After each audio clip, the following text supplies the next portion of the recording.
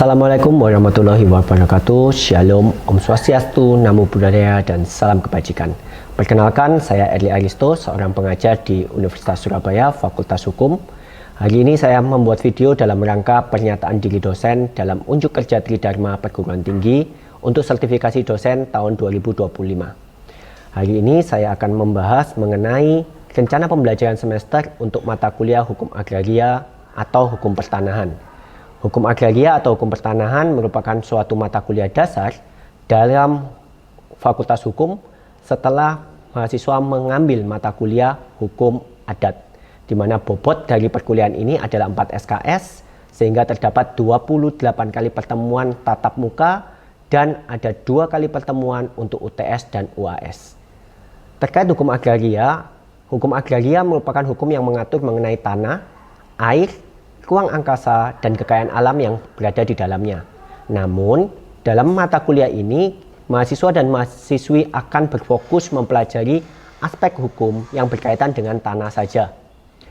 Tanah merupakan suatu kebutuhan primer yang diperlukan oleh manusia dalam rangka membangun tempat tinggal. Untuk itu, kesadaran hukum terhadap tanah sangat penting untuk dimiliki masyarakat, terutama bagi lulusan Fakultas Hukum yang akan menangani permasalahan-permasalahan hukum dalam masyarakat. Dari situ, maka hukum pertanahan ini menjadi hal yang sangat krusial untuk dipelajari dan untuk dipahami oleh mahasiswa-mahasiswi Fakultas Hukum. Capaian pembelajaran yang hendak dicapai dalam mata kuliah ini adalah bahwa mahasiswa-mahasiswi dapat menjelaskan konsep-konsep dasar yang berkaitan dengan ciri, struktur, sumber, asas, prinsip maupun norma, serta sejarah dan perkembangan dari hukum agraria di Indonesia. Dari konsep-konsep dasar tersebut, mahasiswa dan mahasiswi diharapkan dapat menyusun dan mengambil keputusan sebagai suatu legal opinion atau legal problem solving untuk suatu kasus hukum pertanahan yang terjadi di masyarakat. Terkait mata kuliah ini akan ditempuh dalam beberapa capaian pembelajaran setiap pertemuan. Paling tidak ada 7 capaian yang diharapkan. Yang pertama adalah mahasiswa mampu menjelaskan ruang lingkup pengaturan hukum agraria, di mana pengaturan hukum agraria ini memiliki dimensi secara luas, yaitu tanah, air, dan kekayaan alam maupun ruang angkasa, namun juga memiliki ruang lingkup secara sempit, yaitu berfokus hanya pada pembicaraan hukum pertanahan saja, sehingga mahasiswa diharapkan untuk dapat mengetahui ruang lingkup pengaturan hukum agraria yang ada dalam Undang-Undang Pokok Agraria. Yang kedua, mahasiswa diharapkan dapat menjelaskan sejarah hukum agraria di Indonesia, mulai dari perkembangan pada masa hukum agraria kolonial, hukum agraria pada saat pra-UUPA, sampai dengan hukum agraria pada saat UUPA sudah berlaku. Selanjutnya, mahasiswa juga diharapkan dapat menjelaskan macam-macam hak atas tanah yang ada pada UUPA, mulai dari hak milik, hak guna bangunan, hak guna usaha, hak pakai, dan mahasiswa juga diperkenalkan yaitu hak pengelolaan. Selanjutnya, mahasiswa diharapkan dapat menjelaskan program-program land reform yang diupayakan oleh pemerintah dalam rangka penata gunaan tanah hingga pengaturan land reform yang terbaru yaitu PTSL. Kemudian mahasiswa juga diharapkan menganalisis proses pengadaan tanah untuk kepentingan umum, mulai dari prosedur, upayanya, hingga penitipan uang apabila tidak terjadi perdamaian dari upaya pengadaan tanah tersebut. Selanjutnya, mahasiswa diharapkan dapat menganalisis proses pengalihan hak atas tanah dan dapat menjelaskan kewenangan Badan Pertanahan Nasional. Dan terakhir, mahasiswa diharapkan dapat menganalisa proses dan peran pemerintah dalam penyelesaian masalah hukum agraria. Di sini metode pembelajaran dilakukan dengan cara ceramah dan interaksi mahasiswa dilakukan dengan cara diskusi kelompok maupun diskusi di dalam kelas. Dan untuk penilaian dilakukan dengan cara penugasan dan ujian tertulis. Selanjutnya, mari kita lihat pada saat pemaparan materi dalam bagian berikutnya. Terima kasih. Hari ini kita akan berbicara mengenai penyelesaian kasus pertanahan yang menjadi materi minggu ke-14. Berbicara tentang penyelesaian kasus pertanahan, di sini ada dasar hukum yang perlu diketahui, yaitu Perkaban atau Peraturan Kepala Badan Pertanahan Nasional nomor 21 tahun 2020 tentang penanganan dan penyelesaian kasus pertanahan. Kemudian untuk literatur bahan ajar hari ini ada beberapa bahan bacaan yang bisa dibaca. Yang pertama ada jurnal, kemudian ada jurnal lagi nomor 2, dan yang ketiga ini ada satu buku mengenai model penyelesaian sengketa pertanahan melalui mediasi. Pertama, sebelumnya ada yang tahu enggak kasus pertanahan itu apa? Enggak tahu. Ada yang pernah dengar enggak? Salah satu contoh misalnya kasus pertanahan itu seperti apa sih? Enggak ada? Sertifikat ganda. Oke, baik. Sertifikat ganda. Jadi salah satu contoh kasus pertanahan itu adalah adanya sertifikat ganda. Nah, tetapi kasus pertanahan itu tidak hanya berakhir pada sertifikat ganda saja, tidak hanya itu. Banyak kasus pertanahan yang bisa terjadi. Mungkin pernah mendengar kalau ternyata tanahnya diserobot, atau mungkin ada masyarakat yang ditolak di tanah tertentu. Nah, dalam peraturan Kepala Badan Pertanahan disebutkan bahwa kasus pertanahan itu memiliki 3 macam atau 3 klasifikasi. Yang pertama adalah sengketa pertanahan, di mana sengketa pertanahan itu perselisihan tanah antar orang perorangan. Jadi bisa antara orang dengan badan hukum, atau badan hukum dengan orang, atau badan hukum dengan badan hukum. Di sini sengketa tersebut hanya yang belum masuk dalam pengadilan. Misalkan apa? Anda punya tetangga, tinggal di satu tempat punya tetangga. Tetangga Anda menyatakan bahwa sebagian tanah Anda adalah punya dia. Nah, itu tergolong dalam sengketa pertanahan, sengketa batas. Jadi antara Anda dan tetangga Anda memiliki persepsi yang berbeda dalam pertanahan tersebut, dalam hak atas tanah tersebut. Di sisi lain ada konflik pertanahan. Kalau tadi bicara sengketa pertanahan itu antara orang dengan orang, badan dengan badan, atau orang dengan badan, konflik pertanahan itu timbul antara masyarakat dengan baik seseorang, badan hukum, ataupun lembaga. Di mana konflik ini yang bisa menyebar. Salah satu contoh, misalkan tanah Anda digunakan untuk kegiatan tertentu yang bagi masyarakat itu merugikan. Masyarakat menolak. Nah, itulah terjadi konflik. Atau yang lain, kalau Anda ingat terjadi kasus terkait kegiatan prioritas negara atau program strategis nasional yang terjadi di daerah Jawa Tengah. Masyarakat menyatakan tidak ada ganti rugi, proses pengadaan yang tidak tepat, dan sebagainya. Sehingga antara masyarakat dengan pemerintah terjadi permasalahan. Dan disitulah masuk dalam konflik agraria atau pertanahan. Dan yang ketiga adalah perkara pertanahan. Di mana dalam perkara pertanahan itu adalah baik sengketa maupun konflik yang telah masuk dalam ranah pengadilan. Sehingga untuk perkara ini penyelesaian dia terbatas pada pengadilan. Karena sudah masuk. Ada nomor register dan lain sebagainya. Nah, antara sengketa, konflik, dan perkara pertanahan itu memiliki upaya hukum penyelesaian yang akan berbeda. Nah, sekarang kita lihat dulu. Upaya hukum penyelesaian perkara pertanahan atau kasus pertanahan itu seperti apa sih? Paling tidak ada 3 upaya yang bisa dilakukan. Yang pertama melalui Badan Pertanahan sendiri. Dalam peraturan Kepala Badan Pertanahan tersebut, dia mengatur bahwa Badan Pertanahan itu sebagai pihak pemerintah yang mengeluarkan keputusan berupa sertifikat, maka dia juga memiliki kewenangan dalam pengawasan serta penyelesaian. Kalau kita ingat bahwa pendapat Friedman bahwa negara atau pemerintah itu juga bertindak sebagai umpire atau wasit. Nah, sehingga saat terjadi permasalahan dalam pertanahan, maka Badan Pertanahan sebagai pemerintah di situ juga menjadi wasit yang menengahi permasalahan pertanahan yang ada. Di situ, saudara. Nah, tapi Badan Pertanahan ini tidak bisa mengambil keputusan seperti halnya pengadilan. Keputusan Badan Pertanahan itu hanya mencakup, misalkan dia membatalkan sertifikat yang dikeluarkan, atau dia mengarahkan untuk mediasi yang mencapai kesepakatan. Tapi dia tidak bisa memaksakan satu kehendak, memaksakan satu hal kepada Anda, para pihak yang memiliki permasalahan. Yang kedua ada melalui badan peradilan. Badan peradilan ini Berbicara tentang pertanahan, pertanahan itu memiliki beberapa dimensi, saudara. Kalau kita acu pada pendapat para ahli, pertanahan paling tidak memiliki 2 dimensi. Yang pertama, hukum pertanahan itu berbicara secara hukum perdata, karena akan berbicara tentang perjanjian dengan objek tanah, baik jual beli, hibah, dan sebagainya. Tapi di sisi lain, hukum pertanahan juga memiliki aspek hukum administrasi, di mana ada peran pemerintah terhadap pendaftaran, pengadaan tanah, pemberian izin, dan lain sebagainya.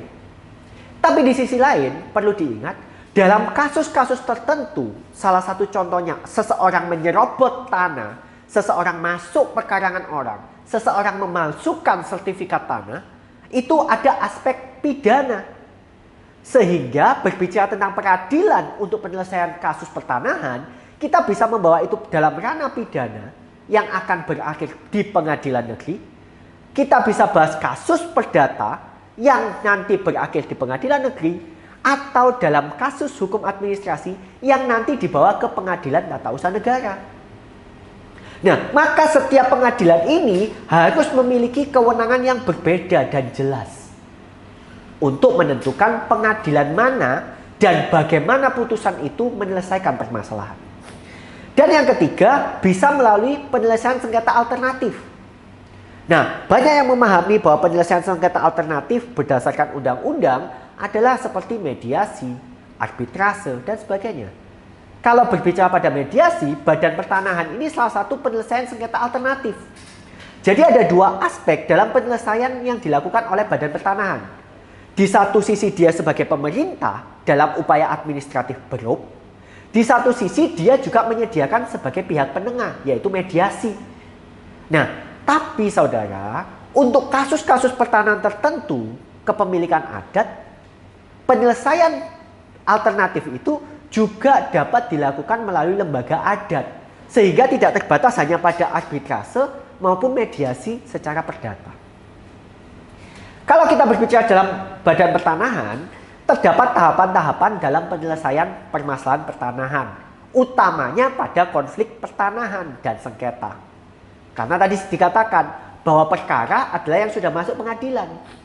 Saat sudah masuk pengadilan, badan pertanahan sudah tidak lagi memiliki wewenang untuk menyelesaikan. Oke? Tapi saat dia masih sengketa atau dia berupa konflik, badan pertanahan dapat menyelesaikan dengan beberapa tahapan. Yang pertama adalah pengkajian. Orang yang dirugikan atau masyarakat yang dirugikan melaporkan kepada badan pertanahan, dan badan pertanahan akan mengkaji permasalahan tersebut. Apakah permasalahan tersebut benar kasus pertanahan atau bukan. Dari situ dia akan melakukan gelar awal. Kalau dalam pidana mungkin Anda pernah dengar gelar perkara. Nah, hampir sama di sini. Badan pertanahan juga akan pergi ke lapangan, melakukan pengecekan dan sebagainya. Dari situ data-data akan dilakukan penelitian atas hasil yang sudah didapatkan dan sebagainya. Dia sudah ke wilayah setempat, dia sudah melakukan pengukuran ulang, ternyata ditemukan hasil apa, dianalisis dan dikeluarkan, diekspos hasil penelitian itu kepada para pihak yang bersengketa atau kepada masyarakat yang memiliki konflik. Dari situ akan ada rapat koordinasi untuk menyelesaikannya.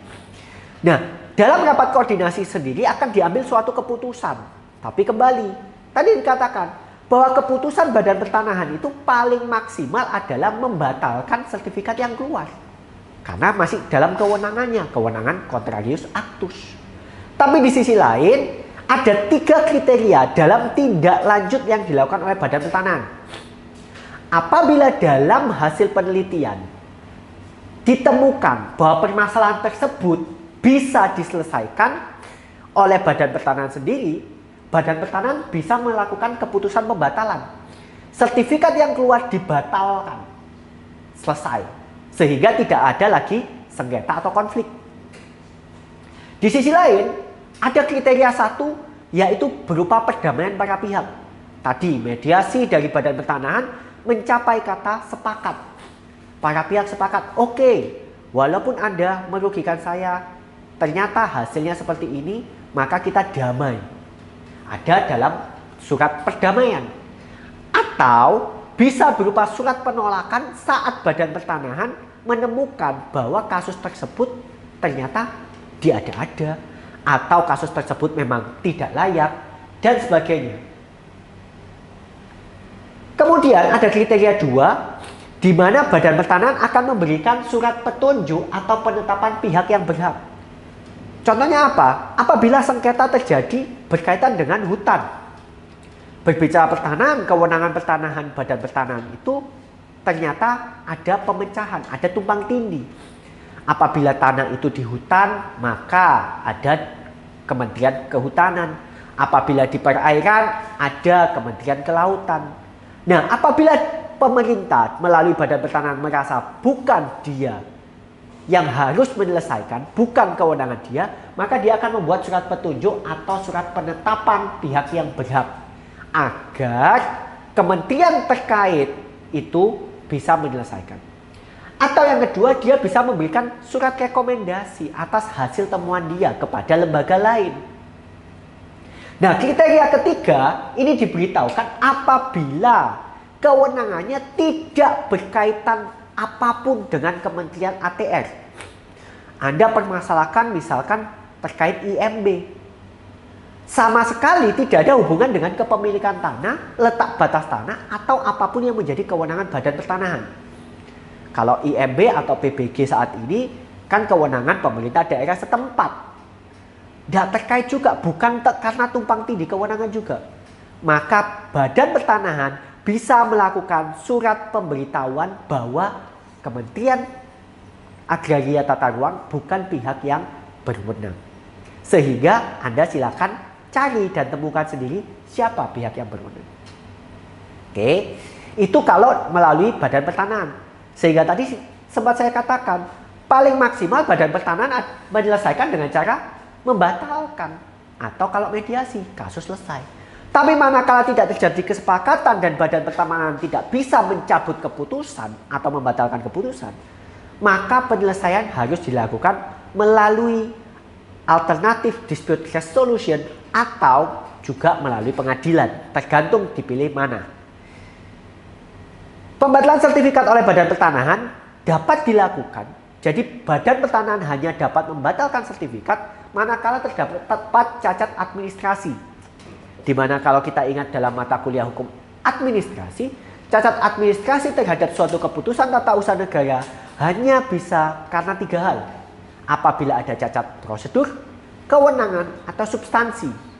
Sehingga Badan Pertanahan hanya bisa membatalkan apabila dalam penelitiannya dia menemukan ada kecacatan baik kewenangan, prosedur, atau substansi yang dia lakukan. Misalkan dia ternyata menerbitkan sertifikat di atas hutan lindung yang menjadi kewenangan dari Kementerian Kehutanan, maka dia bisa membatalkan. Atau ternyata ditemukan bahwa sejalannya itu proses yang dilalui tanpa adanya pengukuran, seperti halnya yang terjadi di pagar laut kasus di Tangerang. Atau substansinya ternyata melanggar aturan dengan diterbitkannya sertifikat tersebut ternyata membuat adanya pelanggaran aturan. Maka Badan Pertanahan secara langsung bisa membatalkan. Di sisi lain, tadi dikatakan bahwa penyelesaian sengketa alternatif bisa melalui lembaga adat untuk hutan-hutan adat atau tanah-tanah adat. Di mana lembaga adat itu hanya berwenang menyelesaikan apabila kasus tersebut meliputi 3 hal. Yang pertama, batasan objek ini berkaitan dengan lokasi tanah. Ternyata hutan adat dirasa memakan jalan orang. Hutan adat berbatasan dengan tanah orang. Lalu ada perselisihan. Maka perselisihan itu dapat diselesaikan melalui lembaga adat. Nah, penyelesaian itu nantinya dituangkan dalam suatu akta otentik yang dibuat oleh notaris atau kepala desa. Nah, dari situ surat yang dibuat, akta otentik yang dibuat, akta perdamaian, sama namanya dengan mediasi. Hasil tersebut akan dibawa kepada pengadilan untuk didaftarkan. Nah, dari sinilah kekuatan mengikat daripada penyelesaian sengketa oleh lembaga adat. Jadi sama halnya dengan mediasi dan arbitrase, berakhirnya alternatif dispute resolution itu harus didaftarkan pada pengadilan.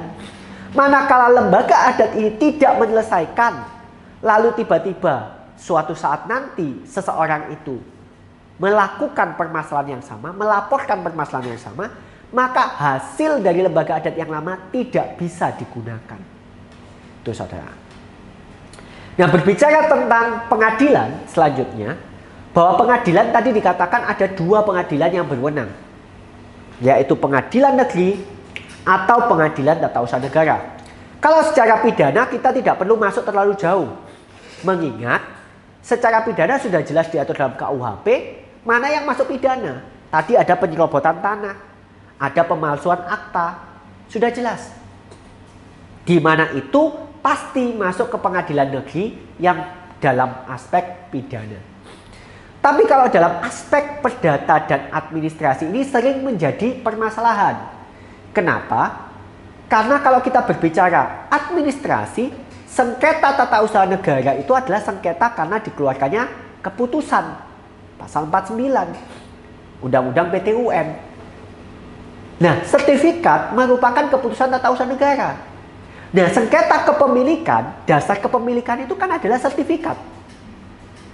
Tapi sertifikat dikeluarkan karena suatu jual beli, suatu hibah, suatu tindakan hukum perdata. Nah, inilah yang menjadi permasalahan, bahwa antara kewenangan PT-UN dan PN ini sering menyampur lebur.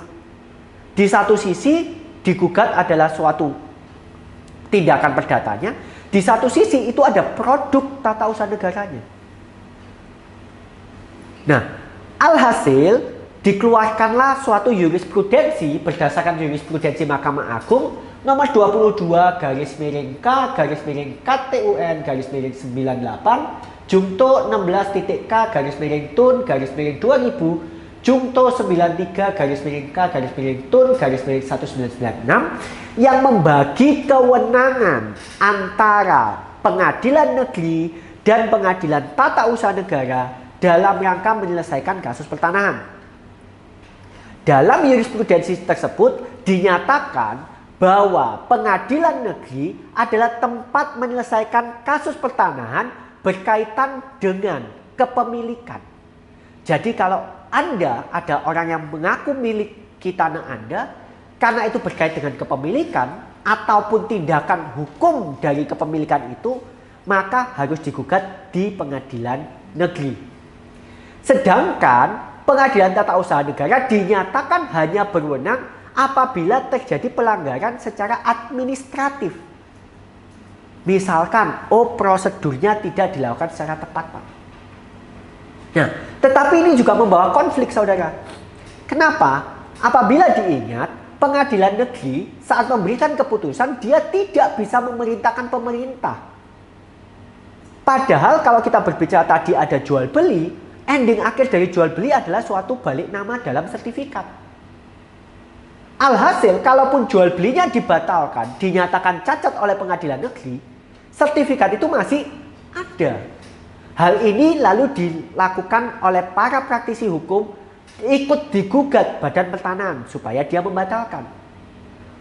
Namun secara teori, Badan Pertanahan itu tidak perlu tunduk pada putusan pengadilan negeri. Nah, hal ini yang menjadi permasalahan. Maka setelah Anda gugat ke pengadilan negeri, Anda harus gugat lagi ke PT-UN untuk membatalkan sertifikat yang ada. Wasting time sekali. Maka dalam rancangan Undang-Undang Pertanahan tahun 2019, ada wacana membentuk satu pengadilan khusus yang dinamakan Pengadilan Pertanahan.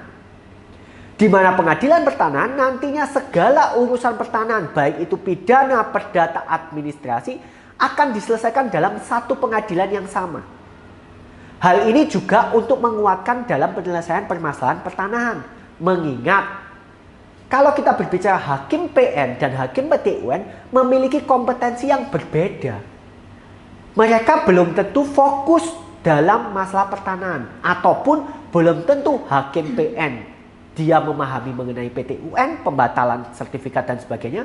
Belum tentu hakim PT-UN memahami unsur-unsur perdata dalam PN. Sedangkan dalam pengadilan pertanahan ini nantinya akan diisi oleh hakim-hakim khusus yang mendalami mengenai pertanahan. Dia ditaruh di bawah pengadilan negeri, seperti halnya pengadilan niaga. Rencananya demikian. Tapi hal ini menimbulkan pro dan kontra. Para sarjana banyak yang mendukung, merasa bahwa pengadilan pertanahan itu menjadi satu hal yang penting. Tapi di sisi lain, ada pendapat-pendapat yang kontra terhadap hal itu. Mengingat apabila pengadilan pertanahan dibentuk, maka harus ada lembaga baru.